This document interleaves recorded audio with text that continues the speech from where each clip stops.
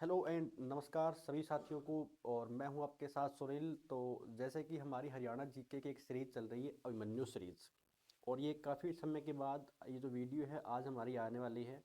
और एक technical issue के चलते बीच में क्लासें बीच में बंद हुई थी, तो आज के बाद क्लासें फिर से कंटिन्यू रहने वाली हैं। और आज जो है हम करने वाले हैं अभिमन्यु सीरीज़ की जो नेक्स्ट क्लास है हमारी। और मैंने आपको ये बोल रखा है कि जो सीटी आएगा तब तक ये आपकी सीरीज चलती रहेगी। तो आइए आज का जो हमारा पहला क्वेश्चन है वो अपन यहाँ पे कवर करते हैं। इसने आपसे पूछा क्या है कि राजीव गांधी तापीय विद्युत केंद्र हरियाणा के किस जिले में है। यानी जो राजीव गांधी तापीय विद्युत केंद्र है ना, इसके बारे में क्वेश्चन पूछा गया है। तो हरियाणा में बिजली से संबंधित जितने भी क्वेश्चन आते हैं ना, वो सारे के सारे अपन अभी कवर करने वाले हैं। ठीक है, चलिए देखिए, सबसे पहले तो एक क्वेश्चन आ जाता है कि हरियाणा के अंदर जो बिजली वितरण निगम है ना, इसमें दो इकाइयां बनी हुई है। एक तो बना हुआ है UHBVN, UHBVN बना हुआ है, BVN। और एक बना हुआ है DHBVN, DHBVN। ठीक है, इसको बोलते हैं उत्तरी हरियाणा बिजली वितरण निगम, और इसको बोलते हैं दक्षिण हरियाणा बिजली वितरण निगम। ठीक है, क्वेश्चन ये भी आता है कि इसका मुख्यालय कहाँ पर है। तो इसका मुख्यालय आपने बता देना है पंचकुला के अंदर है। ठीक है, और इसका मुख्यालय कहाँ पर है, तो इसका मुख्यालय हिसार के अंदर रहता है। यानी इनके हेडक्वार्टर से क्वेश्चन आते हैं कि UHBVN का हेडक्वार्टर कहाँ पर है और DHBVN का मुख्यालय कहाँ पर आता है, तो हिसार के अंदर आता है। पहले आपको ये बातें कवर करनी है। दूसरा, हरियाणा से एक और क्वेश्चन आता है कि हरियाणा ही भारत का वो पहला स्टेट बना था, भारत का वो पहला राज्य बना था जिसके सभी गांवों के अंदर बिजली पहुंची थी। वो समय कौन सा था, वो था 29 नवंबर 1970 का। 29 नवंबर 1970 ये वो डेट थी जब हरियाणा के मुख्यमंत्री हुआ करते थे चौधरी बंसी लाल। और उनके टाइम में हरियाणा के जो सभी गांव है ना, उनमें बिजली पहुंचने का काम हो गया था। तो ये भी क्वेश्चन एग्जाम के अंदर आ जाता है। ठीक है, ये पॉइंट आपको याद रखना है। अब देखो, जब हरियाणा बना था तो उस समय बिजली का जो उत्पादन है वो हरियाणा के अंदर कम था, अभी बहुत बड़ी संख्या के अंदर है। तो सबसे पहले इसने पूछ रखा है कि हरियाणा के अंदर जो राजीव गांधी तापीय विद्युत केंद्र है ना, ये कहाँ पर पड़ता है। तो अपन लोग एक एक करके अभी कंप्लीट करने वाले हैं। सबसे पहला ऑप्शन दे रखा है पानीपत। पानीपत के अंदर कौन सा आता है, तो पानीपत में पानीपत तापीय विद्युत केंद्र आता है। ठीक है, पानीपत तापीय विद्युत केंद्र आता है। पानीपत तापीय विद्युत केंद्र ये हरियाणा के अंदर कहाँ पर है, तो पानीपत के अंदर आता है। इसके बारे में क्या क्वेश्चन आ जाएगा, ये है कहाँ पर, पानीपत के अंदर है। तो पानीपत में गांव है आसन गांव, आसन गांव। इस आसन गांव के अंदर क्या बना हुआ है, पानीपत तापीय विद्युत केंद्र बना हुआ है। क्वेश्चन ये भी आ सकता है, इसकी जो उत्पादन क्षमता है ना, ये कितनी है। पीछे एग्जाम के अंदर पूछा गया था कि पानीपत तापीय विद्युत केंद्र की उत्पादन क्षमता कितनी है। तो आपने बता देना है इसकी उत्पादन क्षमता है 1367.20 मेगावाट जो है ना, ये इसकी उत्पादन क्षमता आती है। ठीक है, और पीछे एग्जाम में ये भी क्वेश्चन आया था कि हरियाणा का पहला तापीय विद्युत केंद्र कौन सा था। हरियाणा का पहला तापीय विद्युत केंद्र, हरियाणा का पहला तापीय विद्युत केंद्र कौन सा था। तो आपने बता देना है जो पानीपत तापीय विद्युत केंद्र है ना, ये हरियाणा का पहला तापीय विद्युत केंद्र रहेगा। ठीक है, अगर ये हरियाणा का पहला तापीय विद्युत केंद्र है तो फिर इसकी स्थापना कब हुई थी, तो आपने ये बता देना है इसकी स्थापना 1979 में की गई थी। ठीक है ना, 1979 में क्या होती है, इसकी स्थापना होती है। तो मेरे हिसाब से अब आपका कोई भी डाउट यहाँ पे नहीं रहेगा। जब भी आपसे पूछा जाए कि हरियाणा के अंदर पहला तापीय विद्युत केंद्र कौन सा था, तो आपने बताना है पानीपत के अंदर रहेगा। और पानीपत के कहाँ पर बना हुआ है, तो ये आसन गांव के अंदर बना हुआ है। इसकी उत्पादन क्षमता कितनी है, तो 1367.20 मेगावाट आ जाती है। ठीक है, अगला जो है पॉइंट, इसने जो हमारा क्वेश्चन पूछा है राजीव गांधी वाला, तो इसका ऑप्शन हमारा सेकंड बिल्कुल क्लियर हो जाएगा, हिसार के अंदर बना हुआ है। ठीक है, हिसार में एक गांव है कौन सा, तो ये स्थान पड़ता है खेदड़। कौन सा पड़ता है, खेदड़ गांव पड़ता है। और इसी खेदड़ गांव के अंदर क्या बना हुआ है, राजीव गांधी तापीय विद्युत केंद्र बना हुआ है। इस राजीव गांधी तापीय विद्युत केंद्र जो है ना, इसकी उत्पादन क्षमता पीछे एग्जाम के अंदर पूछी गई थी। तो उत्पादन क्षमता अगर आपसे पूछ ले तो वो आपने बता देनी है। इसकी उत्पादन क्षमता है टोटल 1200 मेगावाट है। कितनी है? 1200 मेगावाट आती है। इसकी स्थापना यहाँ पर कब की गई थी? पीछे एग्जाम के अंदर ये भी क्वेश्चन पूछा गया था। सो स्थापना पूछे ना तो आपने बता देना है 2010 में इसकी स्थापना की गई थी। तो राजीव गांधी तापीय विद्युत केंद्र जो है ये हरियाणा के हिसार के कौन से गांव में है? ये खेदड़ गांव के अंदर बना हुआ है। और क्या पूछ सकता है? पीछे क्वेश्चन ये आया था, उत्तर भारत की पहली मेगा परियोजना, उत्तर भारत की पहली मेगा परियोजना कौन सी है? या उत्तर भारत की पहली मेगा परियोजना अगर आपसे पूछा जाए ना तो भी आपने कौन सा बताना है? ये राजीव गांधी तापीय विद्युत केंद्र ही रहेगा। ठीक है, तो उत्पादन क्षमता कितनी है? 1200 मेगावाट रहती है, हिसार के अंदर आता है।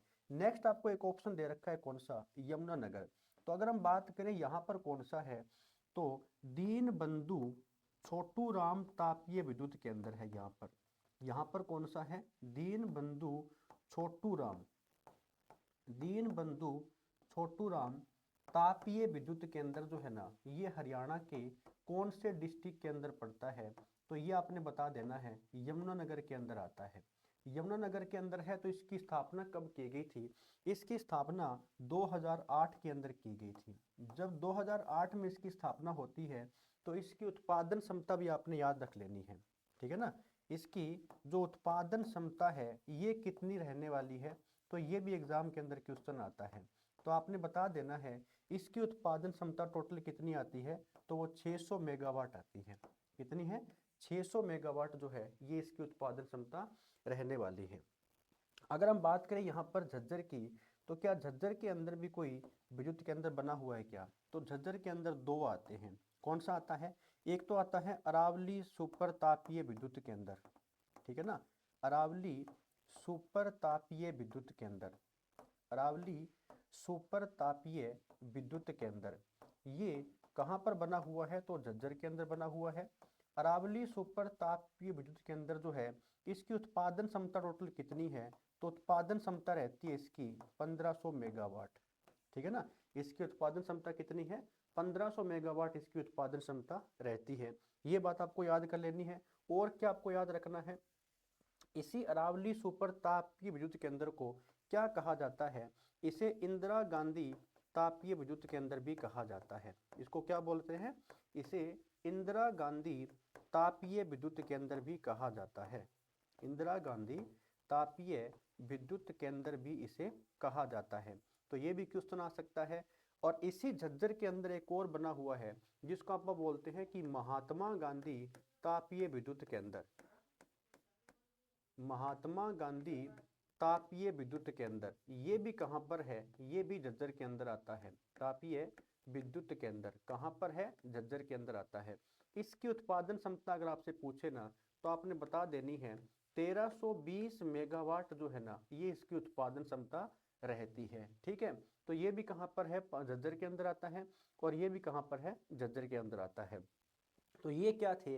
ये हरियाणा के जितने भी तापीय विद्युत केंद्र है ना मैंने आपको अच्छे प्रकार से करवा दिए हैं। उम्मीद करता हूँ कि आपको बढ़िया समझ में आया होगा। एक पानीपत से और क्वेश्चन आता है। इसी पानीपत के अंदर है ना एक तेल रिफाइनरी भी आती है। पानीपत के अंदर एक तेल की रिफाइनरी है हरियाणा के अंदर। तो इससे पीछे क्वेश्चन एग्जाम के अंदर आया था। जो तेल रिफाइनरी है ये हरियाणा के कौन से डिस्ट्रिक्ट में है? ये हरियाणा के पानीपत के अंदर आती है। पानीपत में कौन से स्थान पर? तो बापोली नामक स्थान पड़ता है। ठीक है, इसी बापोली में क्या आती है? एक तेल रिफाइनरी पानीपत के अंदर आती है। एक बात लास्ट आपको याद रखनी है बस, फिर आपका विद्युत केंद्र से या हरियाणा में बिजली को लेकर के जितने भी क्वेश्चन आते हैं ना वो सारे के सारे कंप्लीट हो जाएंगे। क्या याद रखना है? अभी पीछे 2014 के अंदर हम अगर बात करें गोरखपुर की, गोरखपुर, और ये गोरखपुर कहाँ पर पड़ता है? ये फतेहाबाद के अंदर आता है। गोरखपुर कहाँ पर है? फतेहाबाद के अंदर है। और इसी गोरखपुर फतेहाबाद के अंदर 2014 में हरियाणा का पहला परमाणु सुपर तापीय विद्युत केंद्र की स्थापना की गई थी। परमाणु सुपर तापीय विद्युत केंद्र की स्थापना की गई थी और इसका जो उद्घाटन किया गया था ना, वो उस समय के भारत के जो प्रधानमंत्री थे डॉक्टर मनमोहन सिंह के द्वारा किया गया था। ये बात आपको याद रखनी है। इसकी उत्पादन क्षमता पूछे ना तो आपने बता देनी है कितनी है, 2800 मेगावाट जो है ना वो इसकी उत्पादन क्षमता टोटल रहती है। ठीक है, तो ये था हमारा क्वेश्चन। पूछा तो गया था कि राजीव गांधी तापीय विद्युत केंद्र हरियाणा के कौन से डिस्ट्रिक्ट के अंदर है, लेकिन मैंने आपको इस क्वेश्चन के माध्यम से है ना सारे के सारे क्वेश्चन करवा दिए हैं। इससे बाहर कोई क्वेश्चन आपको एग्जाम में नहीं मिलने वाला है, हो जाएगा। तो इस क्वेश्चन का ऑप्शन क्या रहेगा, ऑप्शन नंबर तो हमारा बी है, हिसार हो जाएगा यहाँ पर। क्लियर हुआ। चलिए अगला जो क्वेश्चन वो क्या कहता है, आप देख लेते हैं। निम्न में से कौन सा मंदिर जो है ना ये कुरुक्षेत्र में स्थित है, ये वाली बात आपसे पूछी गई है। अब देखो हरियाणा के अंदर जितने भी धार्मिक स्थल है, चाहे वो मंदिर हो, चाहे वो मस्जिद हो, चाहे वो गुरुद्वारे हो, इनको लेकर के बहुत सारे क्वेश्चन आते हैं। तो इसने पूछा है कि निम्न में से कौन सा ऐसा मंदिर है जो कुरुक्षेत्र में स्थित है। तो मैं आपको बता देता हूँ, इसका जो ऑप्शन है ना, ऑप्शन नंबर डी हमारा बिल्कुल करेक्ट रहने वाला है। उपरोक्त सभी, कहने का मतलब हरियाणा के डिस्ट्रिक्ट में कुरुक्षेत्र में बहुत सारे मंदिर है। बिरला मंदिर जो है ना ये कुरुक्षेत्र में है। क्वेश्चन ये भी आता है हरियाणा का सबसे बड़ा मंदिर कौन सा है,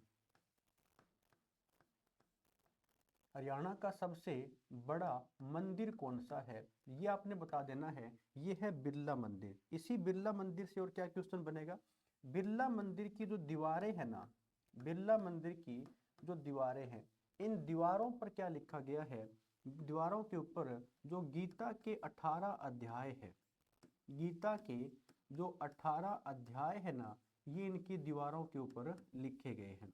तो ये भी क्वेश्चन आता है। बिरला मंदिर का निर्माण किसके द्वारा करवाया गया था, पीछे एग्जाम में ये भी क्वेश्चन आया था।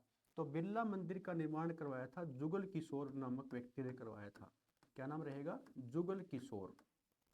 ठीक है, और ये जुगल किशोर ने कब करवाया होगा, ये 1955 में इसका निर्माण करवाया गया था। तो याद रखना यहाँ पर स्थानेश्वर महादेव मंदिर ये भी कहाँ पर है, तो थानेसर के अंदर आता है। और थानेसर कहाँ पर है, ये कुरुक्षेत्र के अंदर आता है। क्वेश्चन ये भी आता है कि स्थानेश्वर महादेव मंदिर का जो निर्माण है ना, ये किस व्यक्ति के द्वारा करवाया गया था। तो निर्माण पूछे वो तो करवाया गया था पुष्य भूति के द्वारा। पुष्य भूति ने इसका निर्माण करवाया था। लेकिन एक और क्वेश्चन आता है कि इस मंदिर का पुनः निर्माण किसने करवाया था, इस मंदिर का पुनः निर्माण जो है ये किस व्यक्ति ने करवाया था। तो आपने बता देना है सदाशिव राव ने करवाया था, सदाशिव राव ने इसका पुनः निर्माण करवाया था। तो ये बात आपको यहाँ पर पता होनी चाहिए। और क्या पूछा गया है, सर्वेश्वर महादेव मंदिर जो है ना ये भी कुरुक्षेत्र के अंदर आता है। इसका निर्माण किसने करवाया था, बाबा श्रवणनाथ ने करवाया था।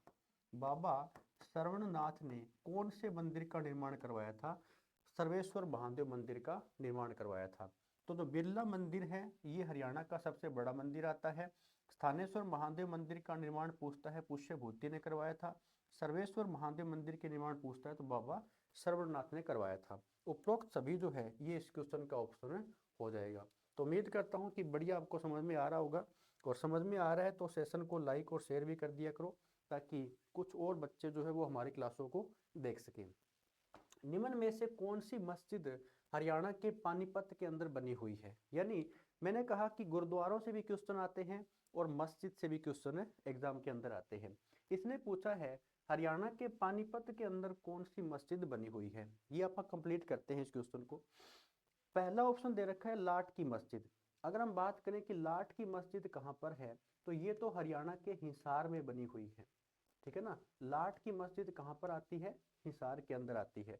पीछे एक और क्वेश्चन आया था कि 40 हाफिज का मकबरा भी हरियाणा में कहाँ पर बना हुआ है, ये पीछे क्वेश्चन पूछा गया था। 40 हाफिज का मकबरा, 40 हाफिज का जो मकबरा है ये हरियाणा के कौन से डिस्ट्रिक्ट में पड़ता है, ये हिसार के अंदर ही पड़ता है। इसी हिसार से एक और क्वेश्चन आया था, क्या पूछा गया था कि जो गुजरी महल है ना ये भी हरियाणा में कहाँ पर है, ये भी हिसार के अंदर ही बना हुआ है। ठीक है, इस गुजरी महल का निर्माण किसने करवाया था, निर्माण करवाया गया था फिरोज शाह तुगलक के द्वारा। किसने करवाया था, फिरोज शाह तुगलक के द्वारा इसका निर्माण करवाया गया था। क्योंकि हिसार को बसाया भी किसने था, इसी फिरोज शाह तुगलक ने बसाया था। ठीक है, इस क्वेश्चन का जो ऑप्शन रहेगा ना, वो ऑप्शन नंबर बी हमारा करेक्ट है। जो काबुली बाग मस्जिद है ना, इससे क्वेश्चन यहाँ पे बन जाते हैं, यानी जो ऑप्शन नंबर बी है ये आपका बिल्कुल करेक्ट है। अगर हम बात करें काबुली बाग मस्जिद का निर्माण किसने करवाया था, तो ये बाबर के द्वारा करवाया गया था। ठीक है, बाबर ने कौन से युद्ध के बाद, बाबर ने जब पानीपत का प्रथम युद्ध जीत लिया था। पानीपत का जब प्रथम युद्ध होता है तो ये किस किस के बीच में हुआ था, आपको पता होना चाहिए। एक तो प्रथम युद्ध हुआ था 21 अप्रैल को होता है, ये 21 अप्रैल 1526 को लड़ा गया था। एक तरफ बाबर था, तो बाबर ने इस युद्ध में किसको हराया था, इब्राहिम लोदी को हराया था, जो लोदी वंश का अंतिम शासक था, इब्राहिम लोदी। ठीक है, तो इब्राहिम लोदी की क्या हो जाती है, इस युद्ध के अंदर हार हो जाती है और बाद में यहीं पर ये मारा जाता है। तो जैसे ही बाबर पानीपत के पहले युद्ध को जीत लेता है ना, तो ये पानीपत के अंदर ही एक मस्जिद का निर्माण करवाता है, उसको बोलते हैं काबुली बाग मस्जिद। ये काबुली बाग मस्जिद से क्वेश्चन आता है कि भारत में मुगलों के द्वारा बनाई गई पहली इमारत कौन सी है।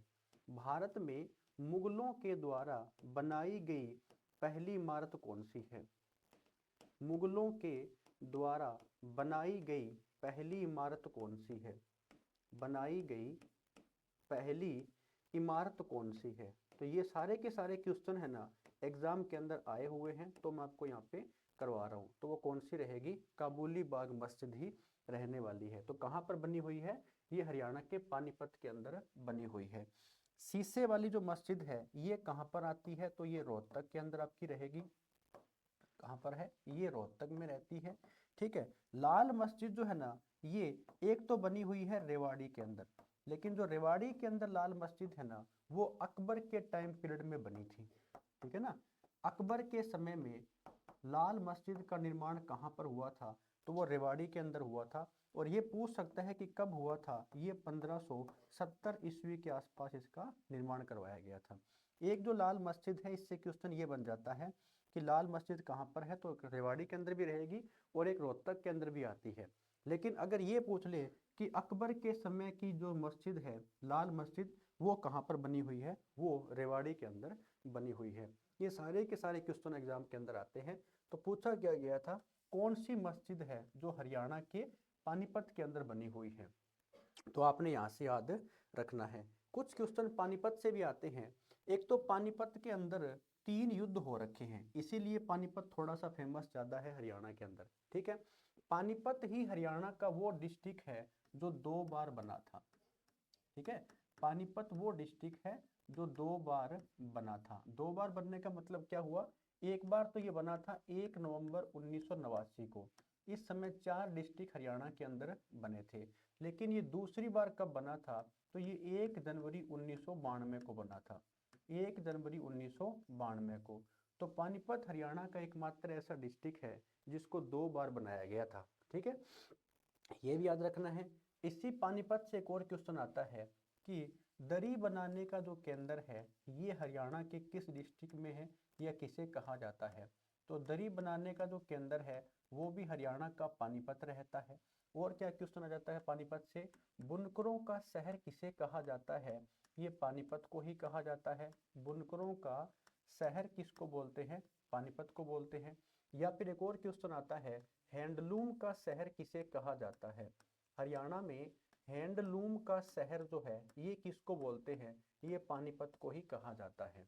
यानी पानीपत को लेकर के बहुत सारे क्वेश्चन एग्जाम में आते हैं, क्योंकि ये सबसे प्रसिद्ध तो इसलिए हुआ था कि पानीपत में टोटल कितने युद्ध हुए हैं, 3 युद्ध हुए हैं।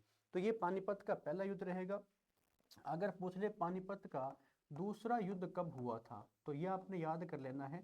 दूसरा होता है 5 नवंबर, ये 1556 के अंदर हुआ था। ठीक है, आपने कमेंट करके बताना है कि पानीपत का जो सेकंड युद्ध है ये किस किस के बीच में लड़ा गया था।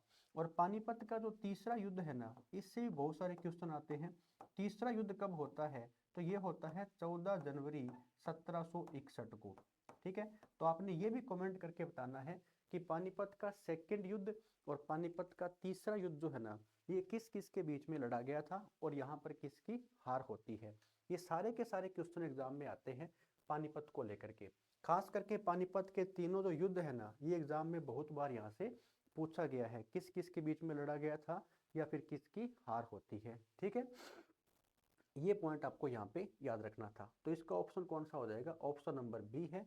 काबुली बाग मस्जिद जो है ये हरियाणा के कहाँ पर है? पानीपत के अंदर है।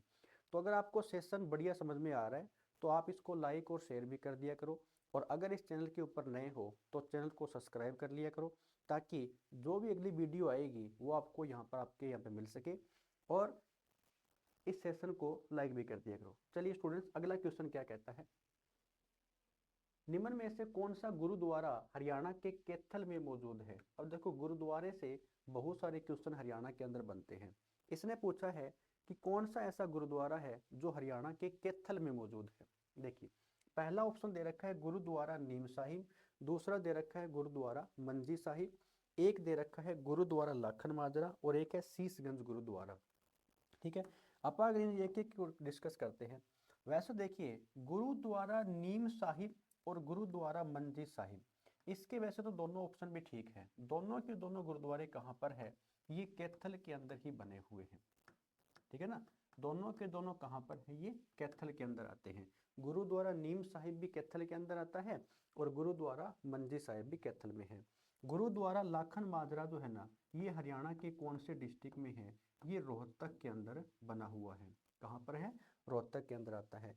शीशगंज गुरुद्वारा जो है ना, एक तो हरियाणा के अंबाला डिस्ट्रिक्ट में बना हुआ है, ठीक है, और एक जो है ये दिल्ली के अंदर भी बना हुआ है। कहाँ पर है? ये दिल्ली के अंदर भी आता है। शीशगंज गुरुद्वारा जो है, ये जो सिखों के 9वें गुरु हुए थे ना, जिनका नाम था गुरु तेग बहादुर, सिखों के 9वें गुरु गुरु तेग बहादुर की याद में बना हुआ है। आपको अच्छी प्रकार से हिस्ट्री के अंदर में बता रखा है कि गुरु तेग बहादुर की जो हत्या है ना, ये किसके द्वारा की गई थी? औरंगजेब के द्वारा की गई थी। एक मुगल शासक हुआ था जिसका नाम क्या था? औरंगजेब। और औरंगजेब ने गुरु तेग बहादुर की हत्या कब की थी? तो ये भी आपने याद रखना है। और औरंगजेब ने ये हत्या क्यों करवाई थी? क्योंकि इस्लाम धर्म को कबूल ना करने के कारण गुरु तेग बहादुर की हत्या किसने करवाई थी? औरंगजेब ने करवाई थी। ये तो सिखों के 9वें गुरु थे, और सिखों के जो 5वें गुरु है ना, इनकी भी हत्या हुई थी। उनका नाम क्या था? वो थे गुरु अर्जुन देव। सिखों के जो 5वें गुरु थे उनका नाम क्या था? वो गुरु अर्जुन देव थे। और गुरु अर्जुन देव की जो हत्या है ये किसके द्वारा की गई थी? तो ये भी एक मुगल बादशाह के द्वारा की गई थी। उसका नाम क्या रहेगा? जहांगीर रहेगा। ठीक है, ये सारे के सारे एग्जाम में क्वेश्चन आते हैं। तो गुरुद्वारा नीम साहिब कहाँ पर है? ये कैथल के अंदर बना हुआ है। गुरुद्वारा मंजी साहिब भी कहाँ पर है? कैथल के अंदर आता है। इसी कैथल से क्वेश्चन आता है कि जो रजिया सुल्तान थी ना, इस रजिया सुल्तान का मकबरा भी कहाँ पर बना हुआ है? वो कैथल के अंदर ही बना हुआ है। रजिया सुल्तान का मकबरा अगर आपसे पूछे ना, तो आपने बता देना है कैथल के अंदर ही बना हुआ है। इसी कैथल को क्या कहा जाता है? इसको कपिस्थल भी कहा जाता है। क्या बोलते हैं इसको? कपिस्थल भी बोलते हैं। क्यों? क्योंकि हम यहाँ पर जो हनुमान जी थे ना, उनका जन्म यहीं पर हुआ था। तो हनुमान जी की जन्मस्थली होने के कारण, ठीक है, कैथल को क्या बोलते हैं? ये कपिस्थल भी कहा जाता है। एक और क्वेश्चन आता है, नवग्रह कुंडों के कारण हरियाणा के किस स्थान को छोटी काशी कहा जाता है? तो नवग्रह जो कुंड है ना, ये कैथल के अंदर बने हुए हैं, और इन्हीं नवग्रह कुंडों के कारण हरियाणा के कैथल को क्या कहा जाता है? कैथल को छोटी काशी कहा जाता है। ठीक है, अगर सीधा क्वेश्चन आ रहा है कि हरियाणा की छोटी काशी किसे कहा जाता है, फिर तो आपने बताना है भिवानी को कहा जाता है। अगर ये क्वेश्चन आ रहा है कि नवग्रह कुंडों के कारण हरियाणा के किस स्थान को छोटी काशी कहा जाता है, फिर आपने बताना है कैथल को यहाँ पर छोटी काशी कहा जाता है। ठीक है, तो ये सारे के सारे क्वेश्चन एग्जाम के अंदर आते हैं, आपने यहाँ से अच्छे प्रकार से याद कर लेना है। तो इसके तो वैसे दोनों ही ऑप्शन यहाँ पे करेक्ट रहने वाले हैं। चलिए, अगला जो क्वेश्चन पूछा गया है वो क्या है? निम्न में से किस राजा की राजधानी जो है ना, ये थानेसर थी? तो ये एक अच्छा क्वेश्चन है, और पूछा गया है किसके बारे में? ये लगभग बात हो रही है यहाँ पर हर्षवर्धन की। ठीक है ना, किस राजा की राजधानी थानेसर थी? ये आप अच्छी प्रकार से इस क्वेश्चन को कंप्लीट करते हैं। सबसे पहले तो आपको ये पता हो थानेसर कहाँ पर पड़ता है? ये कुरुक्षेत्र के अंदर पड़ता है। और इसी कुरुक्षेत्र का प्राचीन नाम अगर आपसे पूछे ना, वो क्या था? थानेसर था। इसका जो ऑप्शन रहेगा वो ऑप्शन नंबर सेकंड हमारा बिल्कुल करेक्ट है। हर्षवर्धन जो है ना, ये वर्धन वंश का एक शासक हुआ करता था। अगर हम बात करें यहाँ पर वर्धन वंश की, तो वर्धन वंश का सबसे शक्तिशाली शासक, वर्धन वंश का सबसे शक्तिशाली शासक अगर कोई व्यक्ति रहा वो था हर्षवर्धन। वर्धन वंश का सबसे शक्तिशाली शासक अगर कोई रहा था या कोई राजा रहा था, उस व्यक्ति का नाम क्या रहेगा, वो था यहाँ पर हर्षवर्धन। ठीक है, इसी हर्षवर्धन से क्वेश्चन आता है कि हर्षवर्धन का जन्म अगर आपसे पूछे ना, तो आपने बता देना है जन्म हुआ था 590 ईस्वी के अंदर इसका जन्म होता है। ठीक है, हर्षवर्धन जो है ना, इसके पिता का नाम भी एग्जाम के अंदर पीछे पूछा गया था। ठीक है, तो पिता का नाम रहेगा प्रभाकर वर्धन। प्रभाकर वर्धन, वो जो है ना, इसके पिता का नाम था प्रभाकर वर्धन। हर्षवर्धन की माता से भी क्वेश्चन पीछे पूछा गया था, तो इसकी माता का नाम आपने बता देना है यशोमती था। इसकी माता का नाम क्या नाम था, यशोमती। तो पीछे सारे के सारे क्वेश्चन एग्जाम में आए हुए हैं। जब प्रभाकर वर्धन की मृत्यु हो जाती है, जब प्रभाकर वर्धन की मृत्यु हो जाती है तो वो 604 ईस्वी के अंदर हुई थी। ठीक है, और ये जो है ना, इसी की चिता में क्या हो गई थी, ये सती हो गई थी। जो यशोमती है ना, ये क्या हो गई थी, ये सती हो गई थी इसी की चिता के अंदर। तो हर्षवर्धन जो है, ये वर्धन वंश का क्या रहा था, एक शक्तिशाली शासक रहा था। हर्षवर्धन से और क्या क्वेश्चन आते हैं, हर्षवर्धन ने जो रचनाएं लिखी है उनसे क्वेश्चन आता है कि एक तो जो प्रियदर्शिका है ये किसकी रचना थी, तो प्रियदर्शिका हर्षवर्धन की है। एक यहाँ पर रत्नावली से भी क्वेश्चन आता है, तो रत्नावली भी किसकी रचना है, हर्षवर्धन की है। और एक आता है नागानंदम, तो नागानंदम जो है ना, ये क्या है, ये एक नाटक है जो किसके द्वारा लिखा गया था, जो हर्षवर्धन के द्वारा लिखा गया था। हो जाएगा यहाँ तक। एक और क्वेश्चन क्या बन जाता है, इसी हर्षवर्धन को क्या कहा जाता है, या हर्षवर्धन का उपनाम आपसे पूछे तो आपने बता देना है इसका उपनाम था शिलादित्य। क्या नाम रहेगा, शिलादित्य किसका उपनाम रहेगा, ये हर्षवर्धन का उपनाम हुआ करता था। इसी शिलादित्य या हर्षवर्धन के टाइम में अगर मैं कहूं कि कब, तो 643 ईस्वी के अंदर, 643 ईस्वी के अंदर पांचवी जो बौद्ध संगीति है ना, वो भी इसके टाइम पीरियड में हुई थी। अब मैं ऐसा क्यों कह रहा हूं, क्योंकि हर्षवर्धन ने बौद्ध धर्म को भी अपनाया था। ठीक है ना, तो पांचवी बौद्ध संगीति जो है इसके टाइम पीरियड में होती है।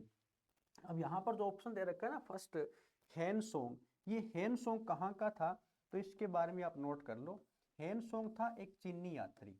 ठीक है, ये कहाँ का रहने वाला था, ये एक चीनी यात्री था जो किसके टाइम पीरियड में भारत आता है, ये, या फिर मैं कहूँ कि हर्षवर्धन के टाइम पीरियड में भारत आया था। हेनसोंग को और क्या कहा जाता है, या हेनसोंग की पुस्तक से क्वेश्चन आ जाते हैं, तो क्या क्या क्वेश्चन बन सकता है वो आप नोट कर सकते हो। एक तो हेनसोंग को कहा जाता है यात्रियों का राजकुमार। यात्रियों का राजकुमार किसे कहा जाता है, तो यात्रियों का जो राजकुमार है वो इसे ही कहा गया था। वर्तमान शाक्य मुनि भी किसको कहा गया था, हेनसोंग को, वर्तमान शाक्य मुनि, तो ये भी हेनसोंग को कहा गया था। या फिर नीति का पंडित जो है ना, ये किसको कहा गया था, तो नीति का पंडित भी हेनसोंग को कहा गया था। ये सारे के सारे एग्जाम में क्वेश्चन आ जाते हैं। हेनसोंग जो है ना, इसने नालंदा विश्वविद्यालय के अंदर भी अध्ययन किया था। नालंदा जो विश्वविद्यालय है, जो भारत का पहला क्या था, विश्वविद्यालय था, तो नालंदा विश्वविद्यालय में अध्ययन भी इस व्यक्ति ने किया था। ठीक है, ये आपको ने याद रखनी है। कब से कब तक रहा था ये, तो 629 ईस्वी से लेकर के ना 644 ईस्वी तक ये व्यक्ति भारत के अंदर रहा था। नाम क्या रहेगा इसका, हर्ष हेनसोंग इसका नाम रहता है। एक और क्वेश्चन दे रखा है यहाँ पे, बाण भट्ट से क्वेश्चन क्या बन सकते हैं। बाण भट्ट जो है ना, ये हर्षवर्धन का एक दरबारी कवि हुआ करता था। कौन था ये एक दरबारी कवि था। किसका था, ये था हर्षवर्धन का। इसने कौन सी पुस्तक की रचना की थी, आपने यहाँ पर याद रखनी है। एक तो इसने हर्षचरित पुस्तक की रचना की थी, हर्षचरितम। ठीक है, दूसरा इसने कौन सी पुस्तक की रचना की थी, तो कादम्बरी नामक जो पुस्तक है ना, इसकी रचना किसके द्वारा की गई थी, इसी हर्ष ये बाण भट्ट के द्वारा की गई थी। तो ये बात आपने यहाँ पर याद रखनी है बाणभट्ट के बारे में। इसी ह्वेनसांग ने एक पुस्तक लिखी थी, उस पुस्तक का नाम क्या था, ये भी पीछे एग्जाम के अंदर क्वेश्चन आया था। तो उस पुस्तक का नाम आपने बता देना है सी यू की, सी यू की, ये इसकी पुस्तक का नाम रहेगा। किसकी है ये ह्वेनसांग की पुस्तक है। ह्वेनसांग कौन था, एक चीनी यात्री था, ठीक है। राज्यवर्धन कौन था, तो ये हर्षवर्धन का भाई था। ये कौन था, ये हर्षवर्धन का भाई था, ठीक है। इसी राज्यवर्धन की जो हत्या है ये किसके द्वारा की गई थी, राज्यवर्धन की हत्या शशांक के द्वारा की गई थी। किसने की थी, शशांक ने इसकी हत्या की थी। ये सारे के सारे एग्जाम में क्वेश्चन आते हैं। तो उम्मीद करता हूँ कि ये सेशन आपको बिल्कुल बढ़िया समझ में आया होगा। आज की जो हमारी क्लास है मैं इसको यहीं पर फिनिश करूँगा, और ये सेशन जो है हमारा लगातार कंटिन्यू चलता रहेगा जब तक आपका सीईटी नहीं होगा तब तक, ठीक है। तो ज़्यादा से ज़्यादा लाइक एंड शेयर भी कर दिया करो ताकि कुछ और बच्चों तक भी ये क्लास पहुंच पाए, ठीक है स्टूडेंट्स। आज की क्लास को हम यहीं पर फिनिश करते हैं। इस क्वेश्चन का ऑप्शन पूछे तो कौन सा हो जाएगा, ऑप्शन नंबर बी है।